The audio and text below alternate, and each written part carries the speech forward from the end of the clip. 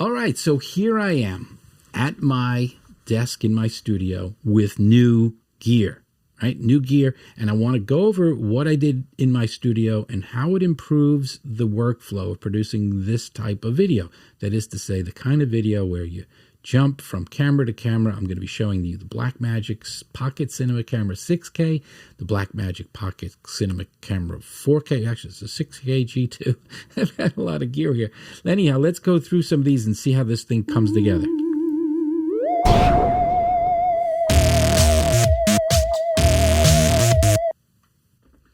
All right, so hopefully that little clip played, and the point of what I'm saying is I've been producing a certain style of video for a while, and I have multiple channels. I have another channel called Ideaoftheday.com, and I would produce a video every single day on that.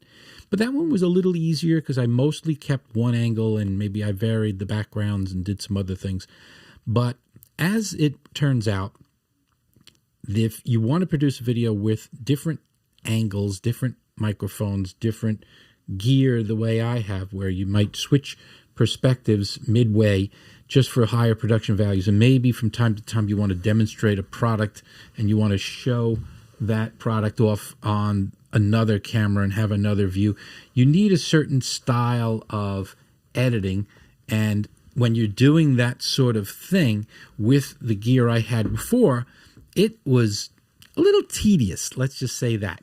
It was a little tedious to be able to produce a video with that type of content that you could consistently do, and it wouldn't take up so much time that you wouldn't be able to really just do enough volume to get it out there. And I have a lot of things I want to go over on my channel. I mean, an awful lot of things. I want to do some videos about how to save money on putting together a studio without spending the kind of money I just did, because I literally just spent a fortune on new cameras. This camera here is the Pocket Cinema Camera, the Blackmagic Pocket Cinema Camera 6K G2. Beautiful picture. It has a Canon EF mount, which is the reason I wanted to go with this particular one. It's like $2,000 brand new. I actually found one that was used for $500 under that.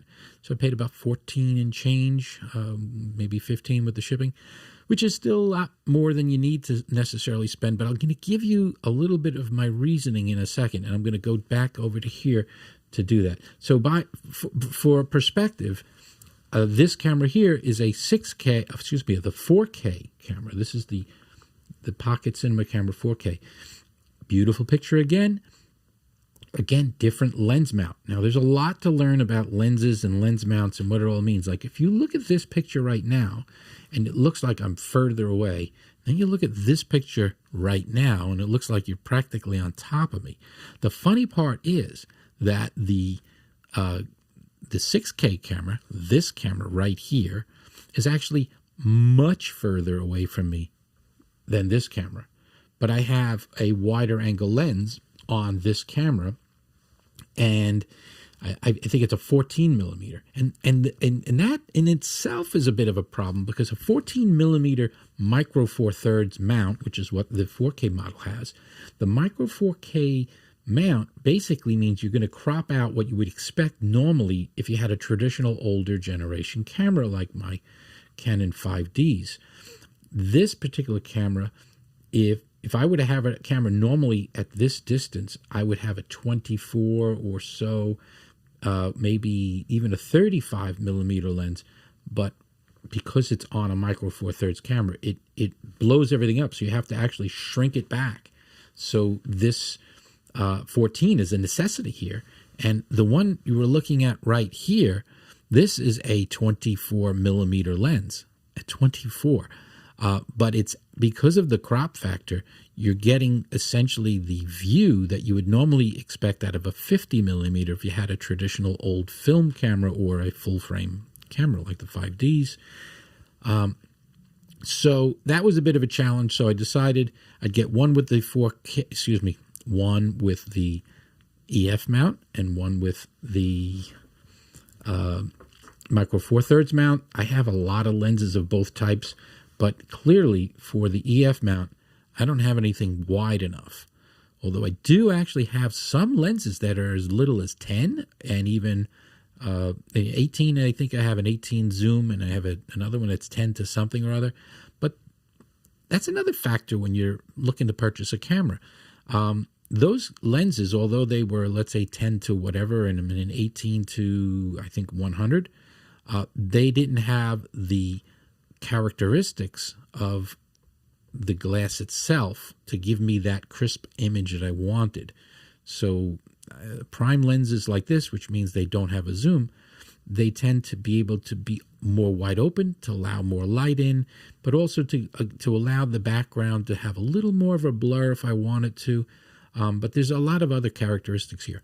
But the point about it is, why did I switch? Because I have over here, this is my Lumix camera you're looking at over here, and here's the Lumix taking a picture of the Canon over here, right?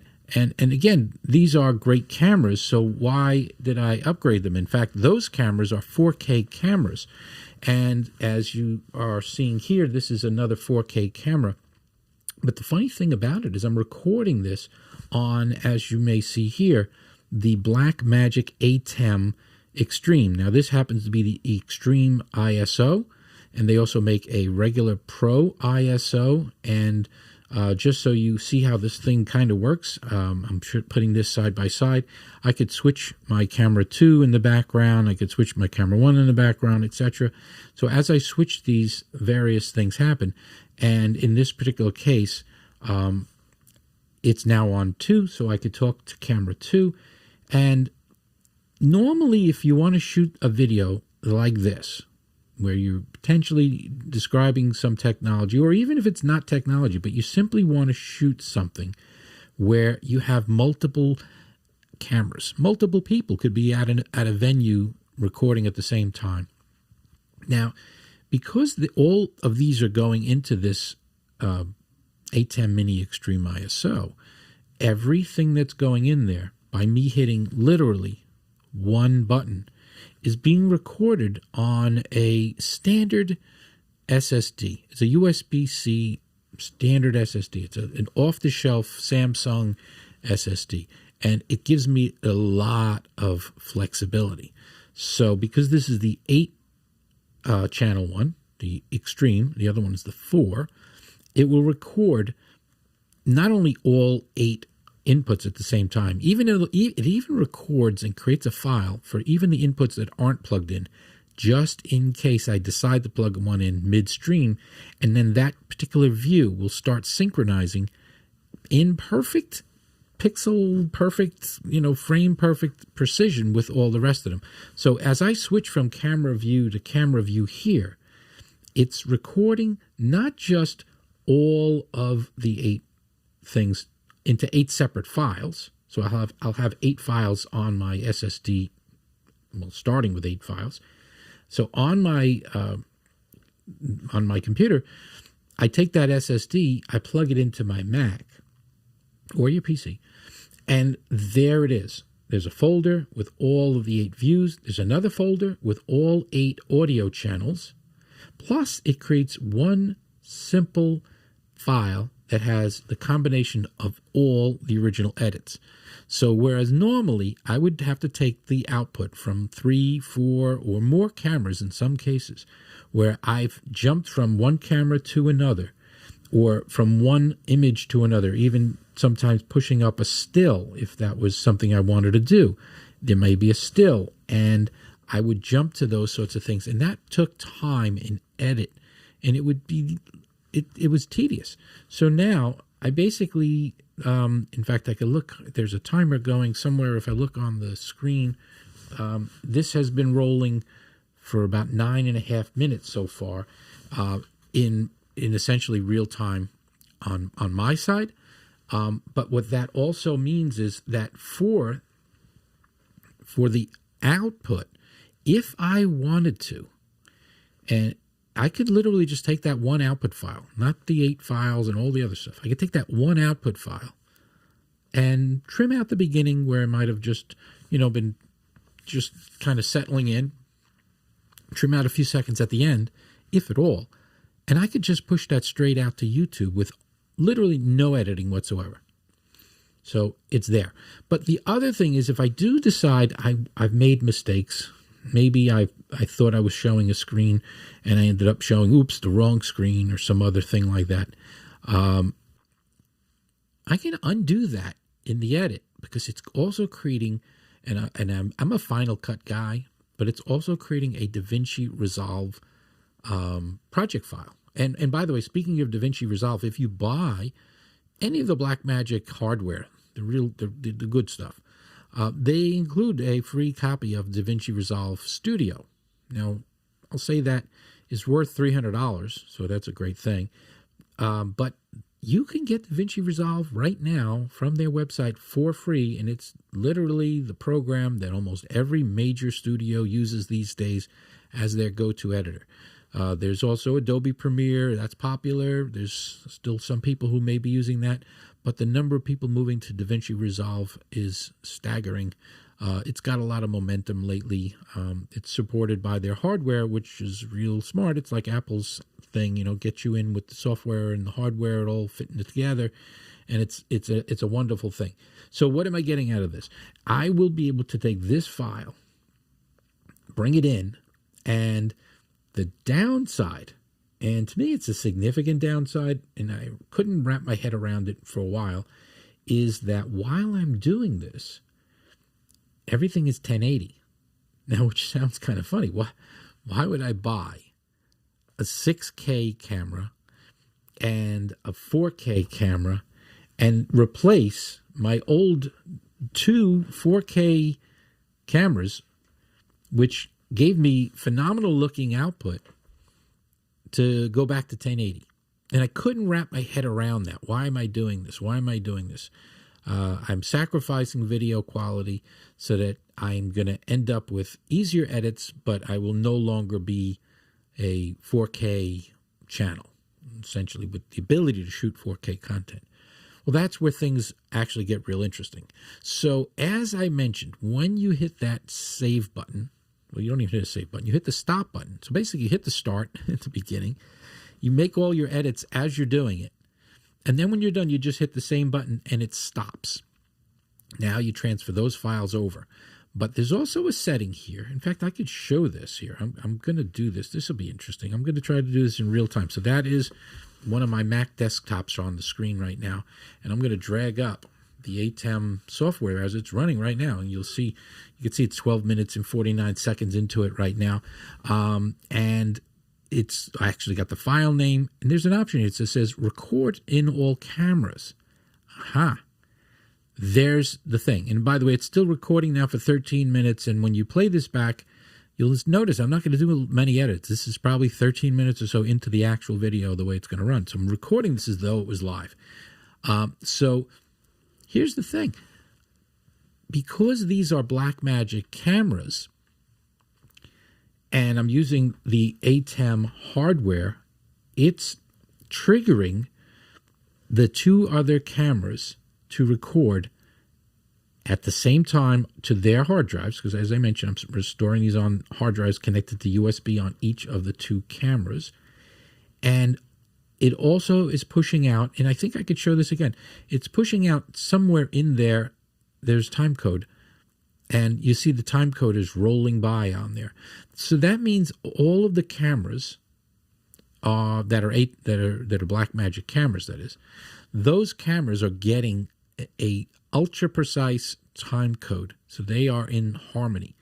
That means that the media stored in RAW format on those 2 cameras is time coded, and so is the ISO files that are going to come out of this. So if I want to, I don't have to. If I want to go out in 1080, I just take the file that it generated, and you don't have to check the option that says ISO. You could just do everything in 1080, and that's fine. And by the way, if I want to shoot and make this a stream, an online live stream, I could push a different button, and this would go straight out to whatever platforms I want simultaneously while also recording, which basically means I can shoot it out, let it stream in whatever resolution the stream can support, but then have the original footage again coming out of my ATEM on the SSD. So again, there's SSD on both cameras, 2 different SSDs, and a third SSD that is plugged into here. In fact, this is the SSD right here. It's blinking away. It's recording away.